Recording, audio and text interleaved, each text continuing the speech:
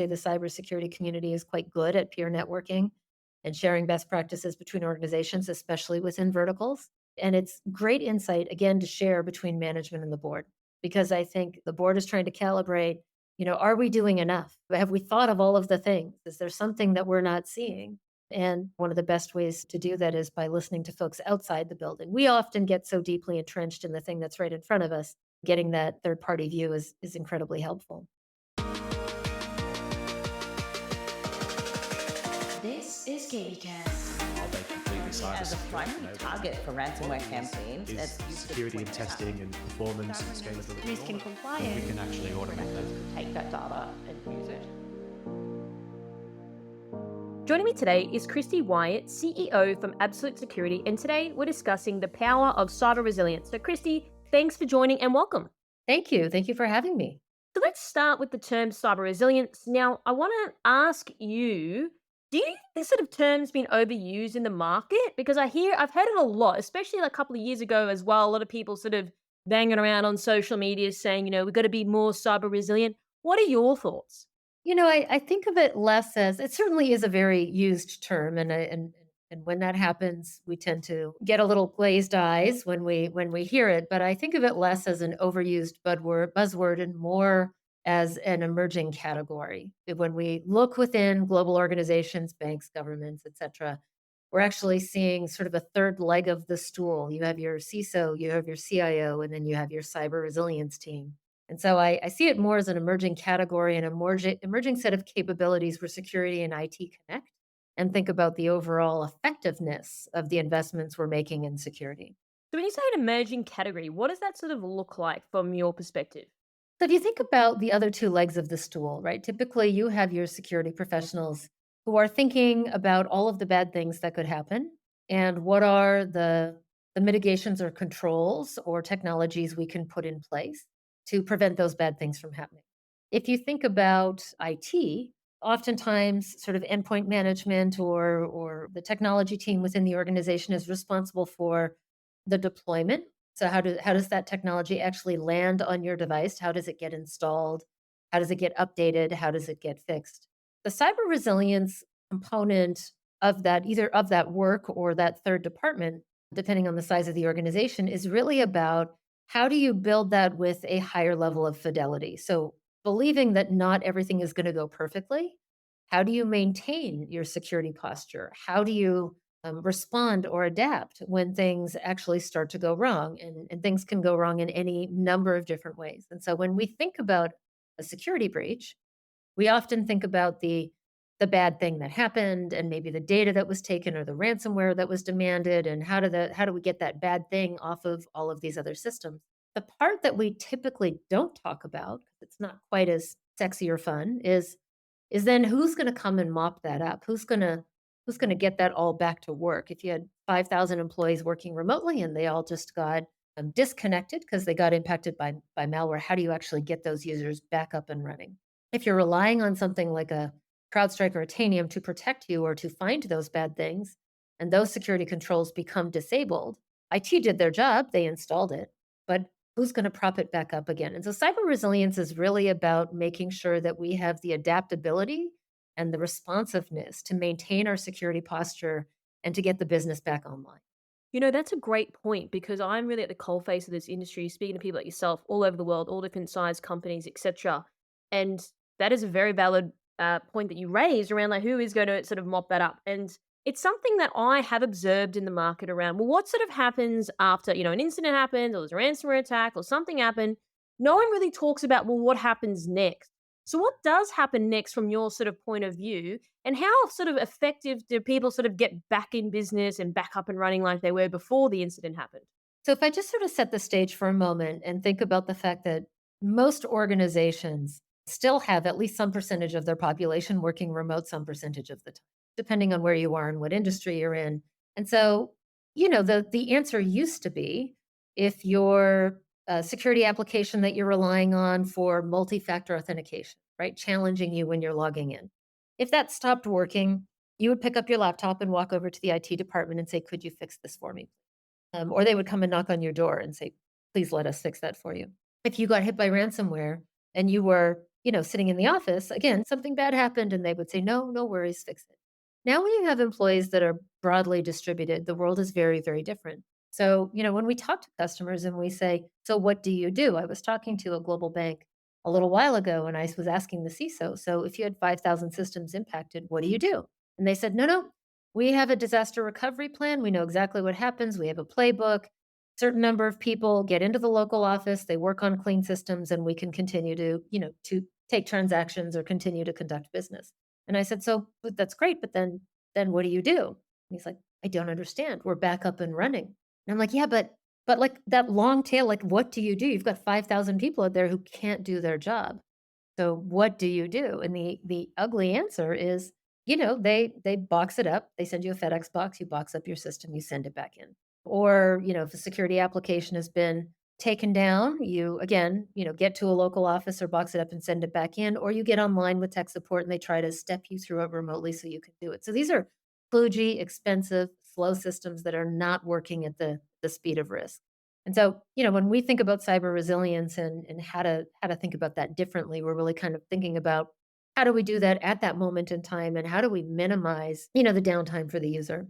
And it's important, to think about we're applying resilience at different moments in time for different reasons. When we think about your security posture, let's say your organization has said you need these 5 applications always installed. It could be encryption, it could be, your multi-factor authentication tool, your whatever it is, right? Their special sauce for how they're going to protect you. At that moment, we're really focused on prevention and detection. And so resilience in that world means how do we make sure those applications are always up and running and that they're always protected? Later on, if your device actually becomes compromised, we're thinking about resilience differently. We're thinking about, how do we mitigate the risk? How do we contain the risk? How do we kind of, defend against that attack? Or if we have to, how do we rebuild and restore that device so that the user gets back up online? So it's really about that adapting and response after the fact.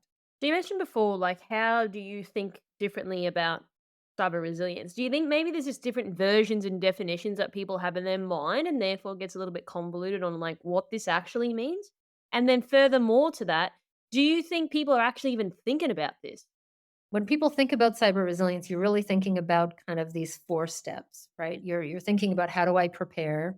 Think about all of those bad things. How do I protect? What are the things I have to kind of go put in place to protect? How do I respond when something bad is happening? And then how do I recover? Like how do I clean up that mess? And so I think it is not really about interpretation. It's about what is most appropriate about keeping shields up and maintaining the integrity of the business, right? We like to talk about the technology. People like to talk about the breach or the attack but what we're really protecting is the business, right? How do we keep the business up and online? For a long time, and I have a very large customer who used to say, this is the third question. When the CISO has to stand in front of the board, they ask the first 2 questions. What bad thing could happen? Did we install the good thing that could prevent the bad thing from happening? Nobody ever asked the third question, which is that stuff working and are we protected? And the reason is because nobody had a really great way of measuring it. And so this evolution, as I talked about cyber resilience coming to its own, it's really about a maturing of the tools and the frameworks and the visibility to be able to see, right? Are we protected? To be able to measure our response, to be able to measure our adaptation. So it is that really that third piece, right? That third question or that third leg of the stool. So on that note, how would you measure if it's working or not? Well, I think there's a variety of different ways to do it, but the way we do it, and I'm very specifically talking about endpoint security now because cyber resilience is much broader, right? There's a view of this about cloud security, there's a view of this around network security, but if I'm thinking very specifically about endpoint security, right? What we're constantly measuring, and it's not just at one moment in time, it has to be continuous, is we're really measuring compliance, right? Where an organization has asked those first 2 questions and said, I know what 5 things should be installed to protect me from the 5 bad ideas that could come after me. What we're continuously monitoring is are those 5 things installed? Are they working? Have they been tampered with? Have they been corrupted? Did they miss an update? And I realize these sound like very basic things, but you understand the complexity of the systems that you're working on right now, right? There's over 300 different versions of Windows 10 with a variety of different configurations and patches. The average device has 100 applications on it. Maybe a dozen of those are security applications. Every one of those apps has its own update and upgrade cycle. You have a variety of different network configurations and firewalls. I mean, the layers of complexity. And so there's a whole host of reasons why things could stop working. The way we look at it is we're just constantly testing that compliance. And if we see something that has either stopped working, been removed, tampered with, we will reinstall it, reconfigure it. We will call home and re-download it and bring it back up again. And that's really because we're uniquely positioned in the hardware itself.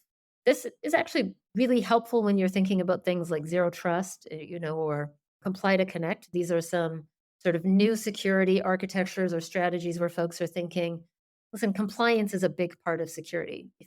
Doesn't matter how much money you've spent on security, if it's not running, it's not protecting. So that is kind of the first line of defense in resilience. Talk to me more about comply to connect. What does this sort of mean? When I say the old world, I'm talking about a world where all of our employees used to come to the office and we used to have this secured perimeter. And we used to trust that if you had gotten through the front door with your badge and you've been able to log into your system and onto the network, that you were who you said you were, and we're going to give you access to everything that you're entitled to.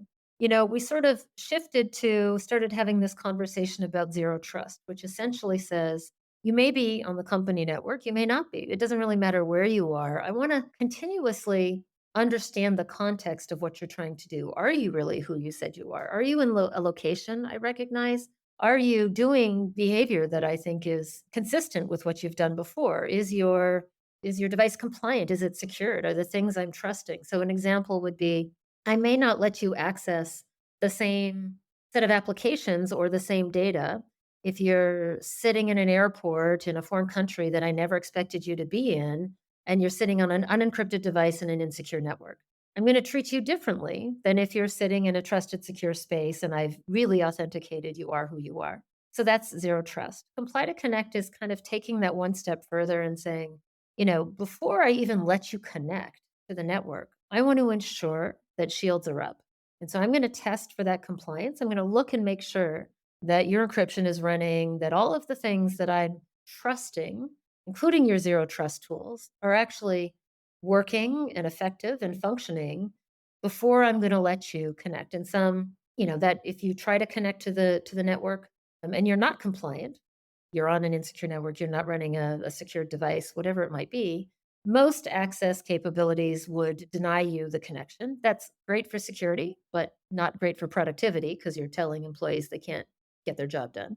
Oftentimes, you may see strategies where they'll quarantine that device. They'll say, I'm going to move.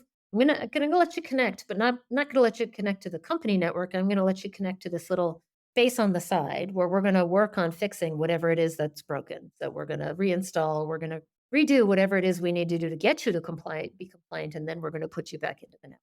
So I want to talk more about, you mentioned everything about the cyber resilience side of things, but then also I want to sort of draw the parallels between everything you mentioned before around checking to see if things work. How would then a company sort of determine whether they were resilient or not? And then asking those right questions internally? Because everything you mentioned before, like you said, is quite complex and it's not sort of a binary answer straight away. It could take a bit of time and process to understand whether the company was resilient or not. Yeah, we work very hard, and I think this is an emerging opportunity for our ecosystem, and we're just one of many. But we work very hard to publish very clear data. So we published this research every year. We published it this year, just prior to RSA conference, which is our Cyber Resilience Index. And what we did is we took a look across millions of devices that are connecting to our enterprise service and measured and sort of read out on the average compliance of those devices. And the facts are quite interesting. I think it's about 25% of the devices connecting to an enterprise are not compliant in any given moment in time. Maybe that doesn't sound like a big number unless you sort of translate that to mean 25 cents on every dollar you've spent on security is wasted because that's not actually protecting you, or 25% of your attack surface is exposed. But what we can then do with customers is we can actually run that benchmark within our product, within their particular organization. So our product is actively giving them the resilience score, but it's not just measuring the gap, it's actually closing the gap. It's actually showing them that we can get them to 98, 99, 97% compliance across all their applications and keep them compliant over a period of time. So I think that as an industry, we're sort of working to use the data to not just sort of show the risk, but also come up with sort of some clear scorecards and metrics that organizations can use with their boards. They can say, here's the investments we've made, and here's how well we're protected, and are we comfortable with our risk appetite? Do we think we should be doing more or less based on the kind of business that we are? And I think that's just a sign of the maturing of this part of the ecosystem. We have great dashboards in other parts of risk management, but cyber resilience is one that is really sort of emerging. And if we look at the regulatory landscape that's kind of evolving around security professionals, it's going to become increasingly important because nobody's really going to be comfortable with the answer, why did you sleep well at night knowing that you were secured if you didn't actually have the scorecard to back it up? Okay, this is interesting. And you actually were going down the path that I was going to ask you next around scorecards slash benchmarks. This would, I'm assuming it would vary though from vendor to vendor because I have seen other companies out there and they give you a risk rating and a scorecard, etc. Everything you've mentioned. How does a company sort of then determine? Because it sort of feels like you're comparing apples to oranges if you're looking at different vendors. How does that sort of work from your perspective? I think that many of the benchmarks and scorecards that you're seeing, they do reference common frameworks. So, for example, there's a broad ecosystem of vendors and partners that can help you assess your matureness or your readiness against something like a NIST framework. And so that's essentially saying, here's these different categories of risk, and have you deployed appropriate controls into those areas? Within cyber resilience, we're answering a different question. What we're saying is, of the things that you deployed, are they working well to protect you? Are we keeping those sort of shields up? There isn't a great industry standard for it right now. We think we have a very comprehensive way of doing it because we're the only one that can do it from the hardware up. One of the big challenges that a lot of other partners or other vendors might have is that they try to do it from the cloud. Well, here's the challenge, right? If your device has been compromised, the first thing they're going to do is kind of disconnect you from your network. So now you no longer have, meaning that that device is, if I'm going to compromise a device, I may take down things like Tanium or CrowdStrike or other things that are trying to report that a bad thing is happening. So when all of those things go down, even if the OS goes down, right, the only thing that's still standing is kind of absolute because we're in the hardware looking up, not in the cloud looking down. So I think there are a variety of different strategies for how vendors may collect the data and how resilient or reliant that data can be. Oftentimes, folks use our data. They take data from multiple sources and they line them up together. And they sort of say, I need a source of truth for what assets I actually have and what's actually happening. And I want to compare that to different sort of data artifacts that I'm getting from other systems. Really feel like as an industry, the piece that we are kind of missing is a consistent resilience framework for how we think about resilience from the cloud all the way down to the endpoint or IoT devices. That really is that measurement, answering the question, are my investments actually working? Right. And that would need to be instrumented differently in different areas. You would do it differently in a cloud than you would on a laptop. But ultimately, if you talk to CIOs and CISOs, that's the view they want, right? They want the view top to bottom of, I've spent a lot of money on security over the last however many years. My board is asking me, am I protected? I want to show up with the receipts to show them that I've made the right investments against a common set of frameworks and that I am actually monitoring the effectiveness of those controls. So on the receipt side of it, showing the receipts, what are people sort of doing now as an interim step? Because you are right, and historically I've done a lot of executive reporting, etc. These are the questions that people are asking. Hey, this stuff costs a lot of money. I can't really see it. It's expensive, and you're sort of trying to justify the cost of these things, which are not, chump change. So how can someone sort of start doing that effectively now? And as you mentioned before, there is no sort of consistent resilience framework out there. What would you advise on that front, Christy? I'm of course biased, so I'm going to say for endpoint resilience, you should have a network resilience. You should absolutely come in and talk to Absolute. I would say the boardroom conversations that I see a lot of companies having. That is that sort of third question that we don't see them going all the way, right? We see them saying, "Here's the framework. Here we tested ourselves against the framework. We deployed it. I have X percentage of visibility across all of my devices. I have X percentage of systems covered, but most of the time they're talking about that I have gone out and installed. What they don't have is the real-time data to tell them, here's how many are protected right at this moment, but more importantly, here's what happens when they go down. Here's my resilience strategy for when an app fails, a device gets hit. There is no such thing as a perfect deployment. This is all about rapid recovery. And so while there's a team of folks figuring out what bad thing happened, kind of going deep on that, there's a parallel team of folks focused on business continuity and getting it back up online, whether it's getting that app back up online, which we can automate and do without them touching, getting devices back up online, which we can do within minutes. But this is about, if you read some of these breaches, like I was reading about Clorox breach which was a well-known breach here in North America last year. They reported in August and they said cleanup of this event will go well until 2024. And so they're not talking about the cleanup of the ransomware virus. They're not talking about the cleanup of, they're talking about this. They're talking about how long is it going to take them to get all of these systems back up and online and people back connected and with the right data and the right access. I mean, that's the long, expensive tail that folks are trying to get their arms around. And why would you say people don't sort of discuss this in depth? Because you are right. Like, what does this actually look like in terms of, moving forward, long term impacts of businesses, continuity, etc.? Do you think people are perhaps afraid to share those details? I think because the data visibility hasn't been perfect. And so it's been very, very hard to measure. And if you didn't have something, and I'll just again stay focused on endpoints for a moment, you can try to collect the log files from 15 different applications and try to correlate them and see are they all talking to the same devices and is anybody missing? Like it's messy and it's complicated and it's a big data problem.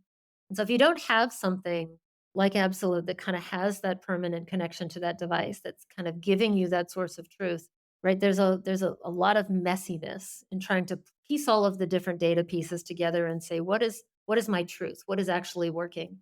There's also a latency to it, right? If the device, let's say you had 10 applications on a device and something was going wrong and 3 of them got taken down, it's going to take the team a while to see that there's an absence there because other things are still working just fine. And so the other third piece that we hear a lot from customers is just the alert fatigue, right?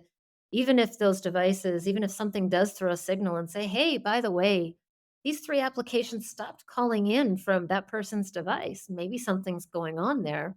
It's sending it to a human who is getting thousands. The signal to noise ratio is massive.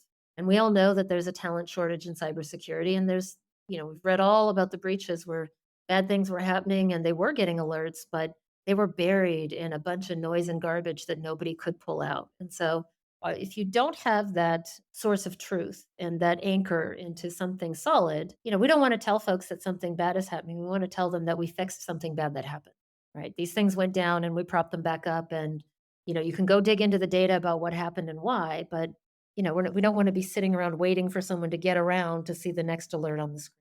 So, what do you think most people or companies overlook when it comes to resilience? Because we spend a lot of time talking about on the IT side, we spend a lot of time talking about asset management and asset visibility.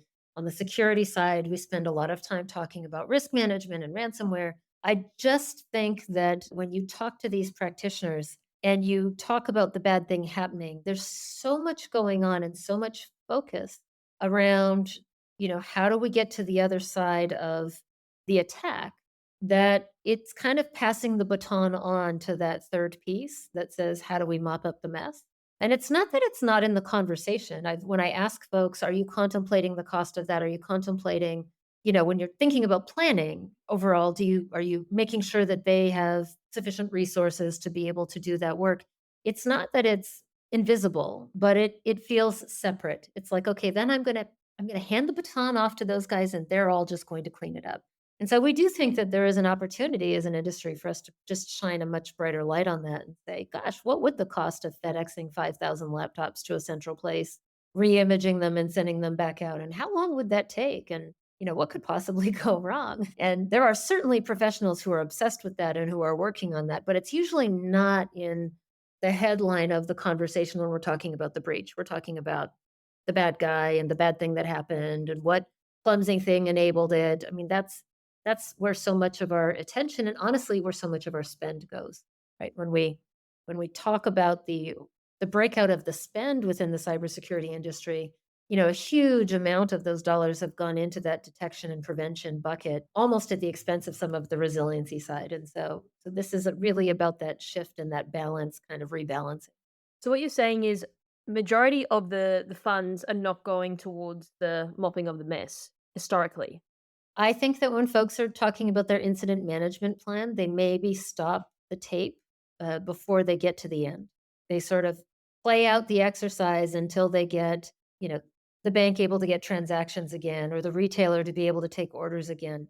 They don't play the tape all the way to the end to say, so what is the actual long tail of cost and expense and damage that we're still dealing with long after the rest of that work is done. Yeah, this is interesting because I was doing an interview last year and I have interviewed, as you know, so many different people. And I was asking someone, like, is there some sort of actuarialist out there that's actually predicted the cost, like you said, of like the long tail cost, impact, damage, brand reputation post an incident? And what are those numbers? I haven't really spoken to anyone on this show that has any sort of indicative numbers on that. Do you have anything on that front?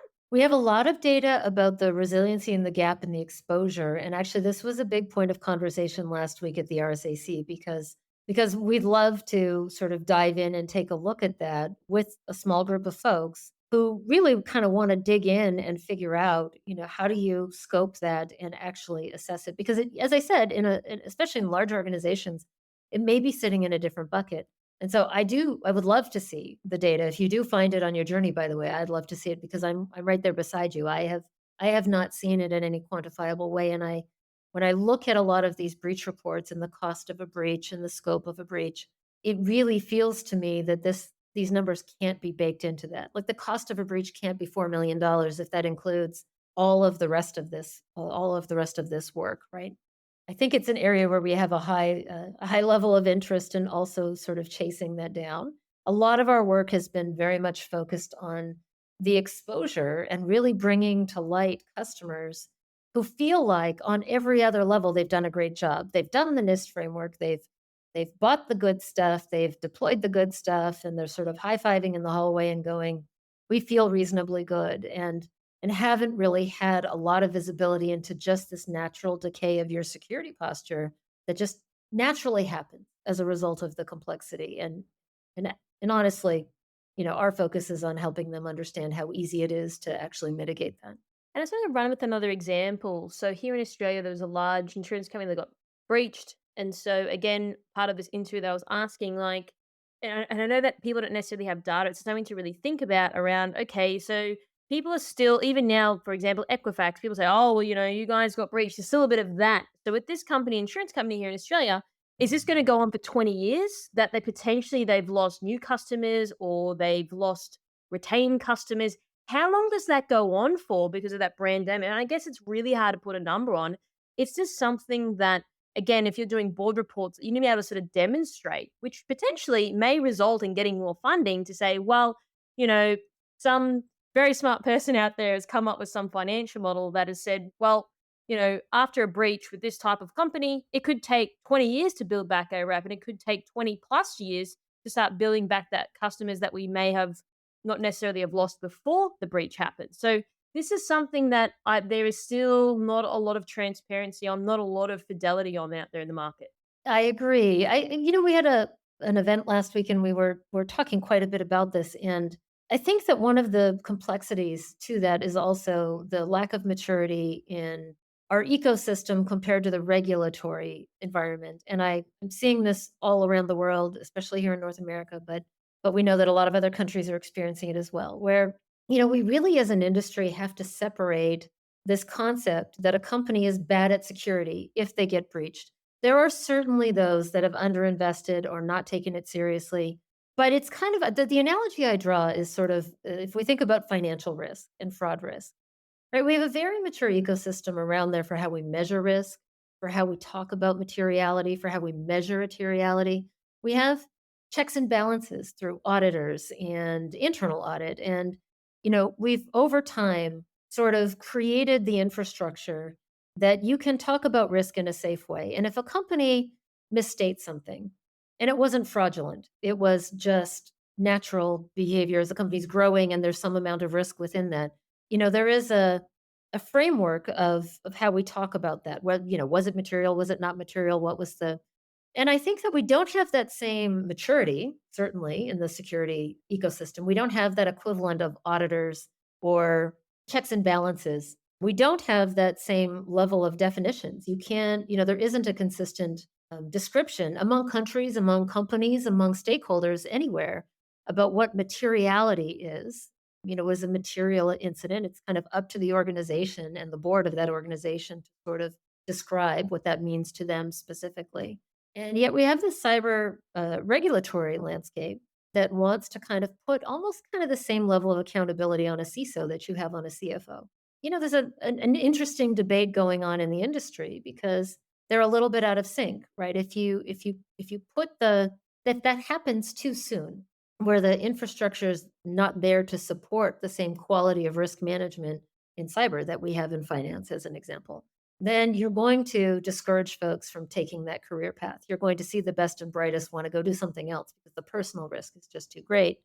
And if you think about that at a national security level, regardless of sort of where you live, that's not a good outcome, right? We need to make sure that incredibly bright and talented people continue to come into our industry and protect our employees and their data and our businesses.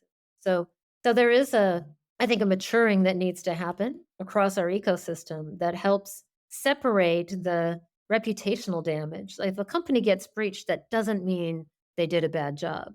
It means that I actually had a CEO of a very well-known company that's experienced a breach say to me, I have to get it right 100% of the time. And they only have to get it right once, right? And there's really not another profession where we sort of have that same level of accountability. The company could do all of the great things. They can do the standards benchmarking. They can make the investments.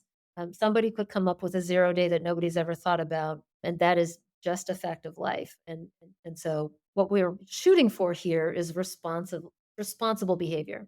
People taking accountability, people having the conversation about what level of risk is tolerable, how much should we be investing to mitigate that? Are we being responsible with people's information and with the assets of the organization? Are we being transparent about our behavior?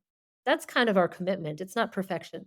Yeah, that's an interesting point. I want to go into this a little bit more. Do you think people are saying that, like, hey, we're responsible? Now, I asked this question because there was a company here in Australia. They had an incident, and I'm dealing now with their corporate affairs, and I'm trying to get a statement from them because I was like, look, I don't think you've been responsible because you gambled with your customers in order to.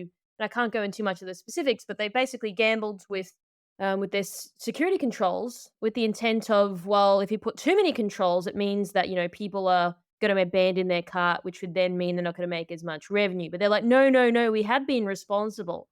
So I'm seeing a bit of pushback because obviously I'm in media, I'm going to ask the questions, right? And people want answers. So I'm seeing pushback from companies saying, well, no, Carissa, we absolutely were responsible. But then if you really look at it underneath, it's like, yeah, but were you though? That's the part that I'm still not sure about. Do you have any insight on that front?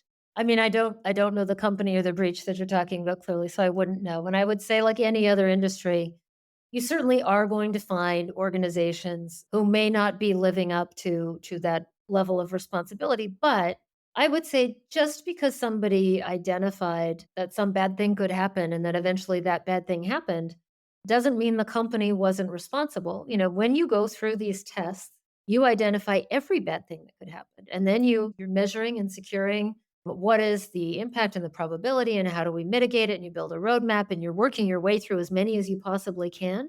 And so, there is always a long, and by the way, if you did everything on the list, you'd run the test again and come up with a new list. Somebody said at an event I was at last week, could you have a zero risk world if you were willing to spend enough? Possibly you could. I don't know what that would look like because we're always striving to say, well, okay, we figured out how to solve and protect against the things we know. Now, what are the next bunch of things we didn't think about? And that's where this concept of risk appetite for the board is really, really important, right? I think there needs to be an alignment between these security professionals and the board of directors about what is the risk appetite? Are we well covered? Do we have resilience? Do we have coverage? Is there exposure? And are we comfortable with where we sit within that?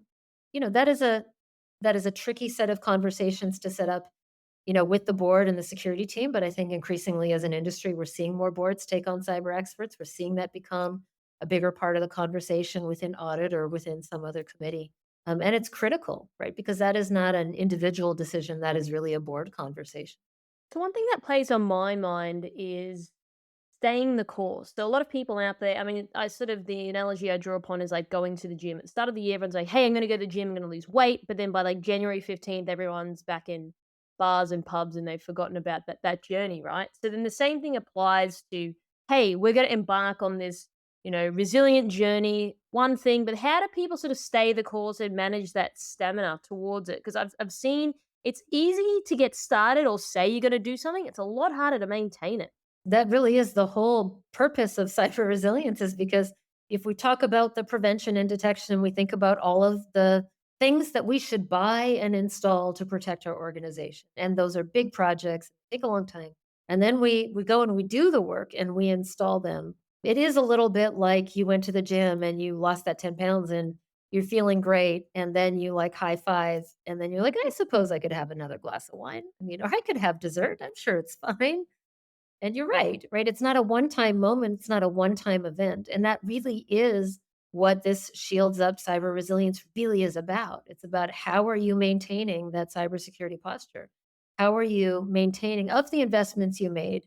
How do you make sure that they're still going? And then how does your overall security process within the organization, how do you make sure that that is an evergreen conversation? That as you are identifying new risks, they're getting, sort of incorporated into the process and that you have a consistent way of measuring those and sizing them and scoping them and planning them and sort of lining them up. And so, that is a huge part of, as I've described, this third leg of the stool. Secure side pen tests are great, benchmarking is great, but those are moments in time, right? What you really need is this continuous monitoring to make sure that you are continuously keeping yourself protected and secured. So I sort of want to zoom out now for executives because this is an executive podcast that are listening. How do you sort of start that quest to being more resilient? Now, it does seem like a very rudimentary question, but I ask this because people they're busy, they've got a lot of things on their mind, they're trying to keep their head above the water, they're trying to hire more people, they've got all these requirements out the eyeballs. How can people think about that and then start to move down this sort of path? If you are a senior executive within these organizations, I would say start asking the question. What benchmarks and data are you using to ensure that the investments we've made are actually protected? I know we bought these things. Are they running? Show me that they're running. Show me your benchmark data against these frameworks, the NIST frameworks. How do I rank against my peers? I do think for organizations, it's very helpful to get an external voice as well, because the peer benchmarking or the peer feedback is actually incredibly helpful. When you are trying to determine your risk appetite and calibrate that and make sure that you're doing all of the things that sort of line up with that, it is very helpful to get external voices, consultants, et cetera, that can provide that third party view. I'm not just talking about pen tests, right? Running a test to tell you all of the scary things is helpful as an input into that process. But I'm talking about benchmark of, companies in your industry, in your size, in these kinds of, parts of the world or whatever the unique dynamics of your business are. Are they thinking of things that you haven't thought about? Do they have data or benchmarks or risk controls that you haven't thought about? And so there are external voices you can get to kind of help you get that external voice. There are industry associations or industry events you can join and kind of do peer networking where your folks are talking to your peers. I'd say the cybersecurity community is quite good at peer networking and sharing best practices between organizations, especially within verticals. But that's invaluable insight. And it's great insight, again, to share between management and the board. Because I think, the board is trying to calibrate, are we doing enough? Have we thought of all of the things? Is there something that we're not seeing? And, one of the best ways to do that is by listening to folks outside the building. We often get so deeply entrenched in the thing that's right in front of us, getting that third party view is incredibly helpful. So when you say benchmark against peers, do you mean, for example, like a bank, what they're doing versus what another bank's doing? Is that what you mean by that? Correct. So if you network, if I'm a CISO or an executive and I network with other executives in my vertical industry, there is often forums where there's a lot of sort of peer-to-peer sharing about risks, about controls, about tools, and so that's very helpful. You can go and look at other participants in kind of the risk, like the large audit firms, et cetera. Many of those have frameworks and consulting and advisory services where they can give you really great feedback around how you're doing, versus industry, how you're doing, versus sort of categories or cohorts, or against common standards or frameworks where they exist. And so that's all very helpful in kind of doing that calibration for are we doing enough? And would you say that sort of coerces people to say, well, maybe we're not doing enough? At the end of the day, no one wants to feel like they're lagging behind versus their peers, right? So do you think even having that peer-to-peer conversations is encouraging people to step up and do more? I actually think the peer-to-peer conversations help people understand where folks have had success versus not so that they can avoid making the same mistakes and wasting time. And we're all, if you're in a battle, the last thing you want to do is go die on a hill that others before you could have told you, yeah, no, that's not the one. Go go do something else. And so I think that that is really a way to kind of get efficiency and scale and speed and agility. I think that there is a reluctance, there is a fatigue that's in our industry, right? There is a very significant conversation going across the cybersecurity industry right now that folks they are tired. I don't think that a cybersecurity professional is under any illusion that they're ever going to have a queue of zero of things to go be concerned about or work against, or they're ever going to feel like they're funded enough or that they've got it all under control. That is just the nature of our industry, right? We care deeply and we want to do more and we want to make sure that we've thought of every single thing, but we also are very aware that there is a constant flow of new risk coming in. I think that so long as you've created a safe space where people can talk about risk, they can talk about the relativity of risk and the prioritization of risk, and that is a kind of a safe place to have those discussions, then I think it's actually a very healthy dynamic. So, Christy, do you have any sort of closing comments or final thoughts you'd like to leave our audience with today? I would probably leave where we started, which is, I really believe if you're thinking about your cybersecurity strategy and you're not thinking about cyber resilience as a part of that strategy, from are your controls working? How are you automating the resilience of those controls? How are you going to get the business back online if something bad happens? If that's not a part of your tabletop exercises, if that's not a part of your budget planning, if that's not a part of sort of your holistic approach to defining, managing, deploying, and maintaining your cybersecurity posture, then there really is kind of a big piece missing to the conversation. We see a lot of organizations when they find themselves in that crisis mode, they start thinking, oh, so and so needs to do this. Wait, that person can't connect right now because we've got shields up. They can't get in anymore. They're working remote. Right? That's not the moment in time to go, oh gosh, we didn't really think about that part. This has to be a big part of the conversation. And I do think as an industry, we have to come up with a way of putting better sort of scorecards and dashboards around it that really help give boards and management teams visibility and answers the question, is our investment working?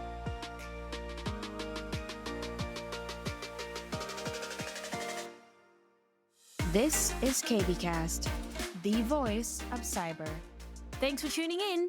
For more industry leading news and thought provoking articles, visit kbi.media to get access today.